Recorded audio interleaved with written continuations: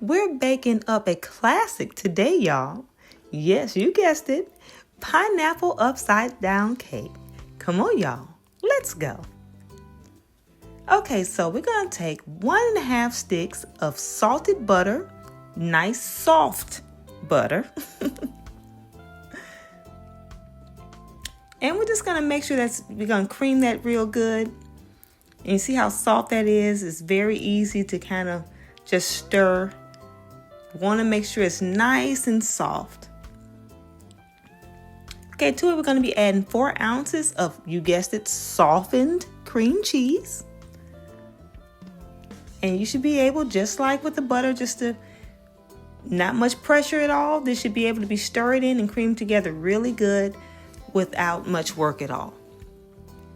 And of course, you're free to use a mixer, but I pretty much just use my hand in a bowl when I'm doing most of my cakes here. But if you want to use a mixer, mix away. Okay, so to this mixture, we're going to be adding 1.5 cups of sugar. The first cup, we're going to add that 1 cup at a time.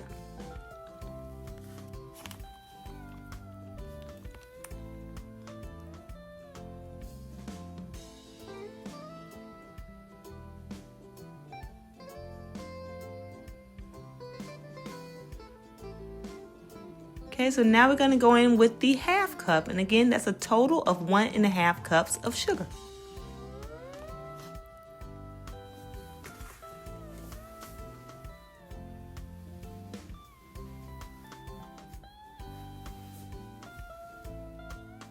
Perfect. Okay, so in a separate bowl, we're going to be adding 3 eggs. And these eggs are room temperature. And I'm mixing them in a separate bowl because I like to check for little eggshells that could possibly get away. And this also puts a lot of air into the eggs that I really like to do it this way. So I'll whip it up in a separate bowl first before I add it to the butter mixture. This really kind of help with the fluffiness.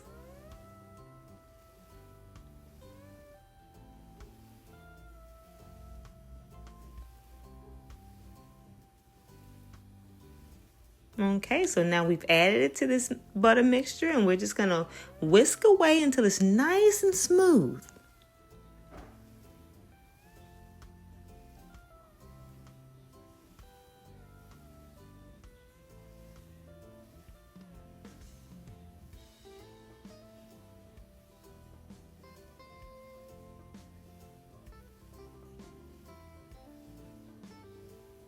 How smooth that is. All right, so we're adding 1 teaspoon of vanilla.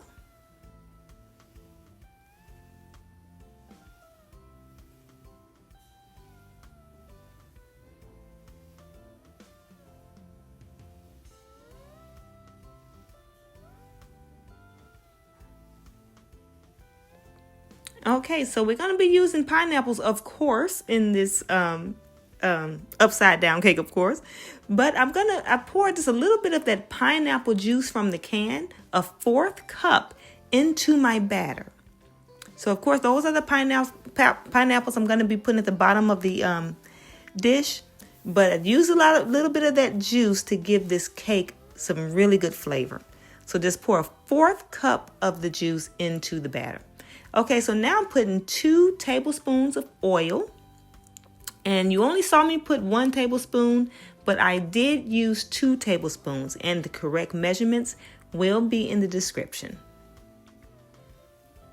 Okay, so now we're going in with buttermilk, and you want to give it a good shake, of course. And we're adding a 1/2 cup of buttermilk.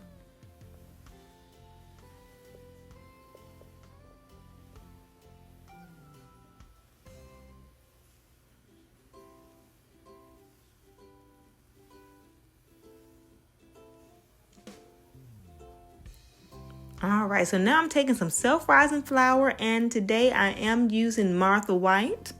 I love gold medal, and white lily is great too, but today I am using Martha White. So we're going in, we're just going to sift this a little bit.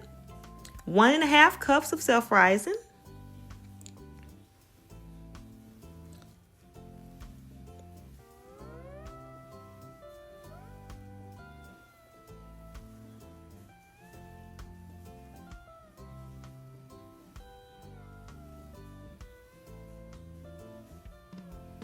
All right, we're gonna whip this in real good. Now, where are my people like myself who just like to use your hand, your hand the old school way with a whisk versus the mixers? It's no right way. Either way is fine. Hand mixer, stand mixer, or just a good old whisk. Which one do you like to use?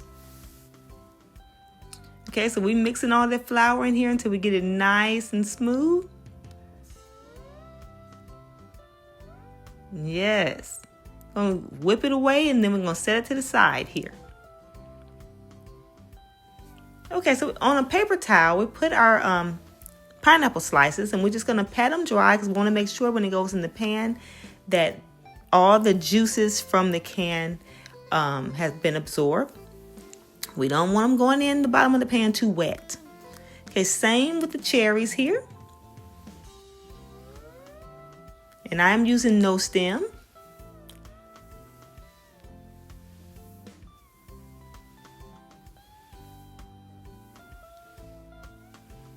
Okay, just dry up all that liquid here. And these are the cherries I'm using, just a Kroger brand.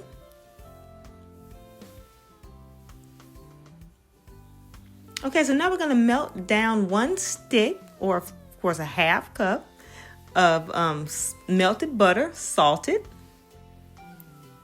And I'm pouring them into my this isn't quite a 9 by 13 inch pan. This is kind of like it's a little awkward shape, a little oval shape.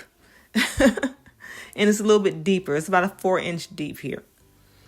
Kind of like my casserole dish. Most people do not bake a cake in this, but I kind of like to bake it in this particular pan for this recipe. But if you don't have this shaped pan, I just strongly recommend a 9 by 13 inch pan. And I just brushed around the sides to make sure that all the dish got a little bit of that butter love so the cake will not stick. Okay, so now I just recently put 3/4 cup rather of powdered sugar into the butter mixture. And I'm just going to stir away until it's all nice and blended evenly here.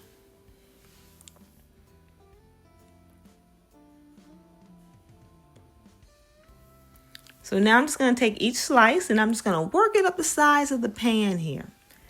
You may or may not have to do this when you're using a traditional 9 by 13 inch baking dish. But of course, since this is a casserole dish and it's kind of, like I said, an odd shape. It's 9 inches wide, and then when it gets toward the end, it gets to be about 8 inches. And it's not quite 13 inches long. It's about 12. So a 9 by 13 inch pan, again, will work just fine. But if you're using a dish like this, just remember to put it up the sides of the pan of the dish here. Kind of work those slices up the sides. And we're using all the slices in the can.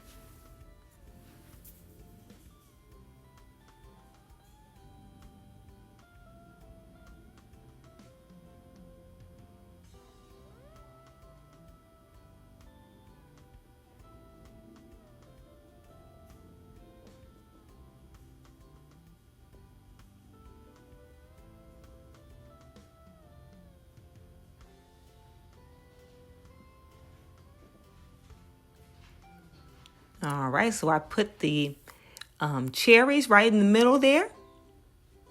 And this is how you want it to look if you use a pan, well, a dish like this. Because like I said, this dish is about 4 inches deep here. Okay, so I have the cherries and everything in there, and I've got my batter, and I'm just giving it a good whisk again, because if it's been sitting a while, you want to make sure you put air into that batter again before you pour the batter into the dish. All right, so we're just pouring that batter on top of our pineapples and cherries.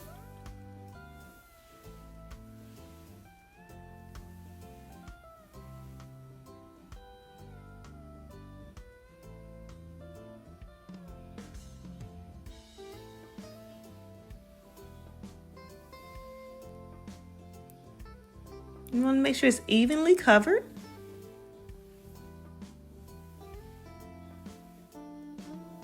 If you have a little pineapple sticking up, just kind of press it down, no big deal.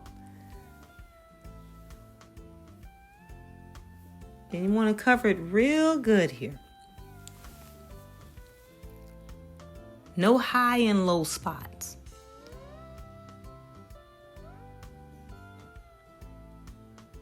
And after you got it covered real good, you want to give it a little shimmy.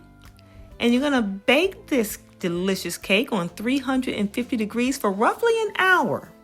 It's going to bake for roughly an hour, but it really depends on your oven, so just keep an eye on it.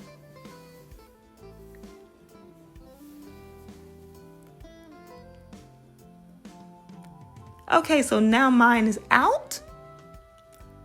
And I'm just going to take a little plastic knife here, whatever it is you have. And I'm going to go around the edges here.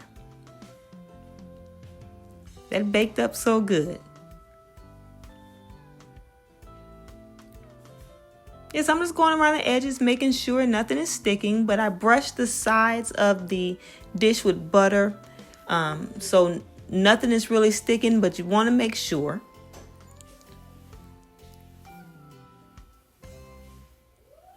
It can be a rubber spatula, whatever you use, whatever you like to use to do this.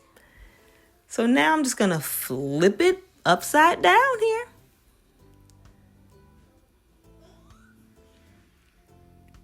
Oh, it's so moist. You can tell how it came out, and it came out so clean, y'all.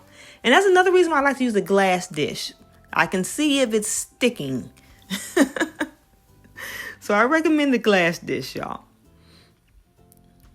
That's so pretty. Look how good it turned out.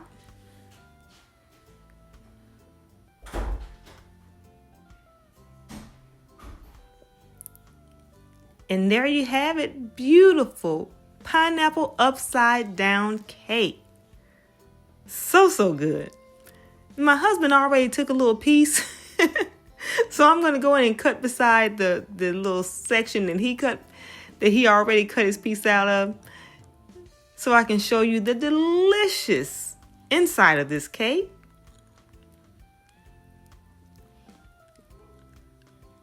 Just look at it, y'all. Turned out so good. It is delicious. It's delicious, y'all. It's unbelievably moist. And I'm going to cut into it so you can see just how moist this cake is. Already took a little bite. I'm going to come down here for you. Oh man, would you look at that? As they say, y'all, this cake is just, sinful. Thank y'all so much for spending this time with me. I hope you'll try this recipe very soon. Hope you all enjoy it, and I'll see y'all next time.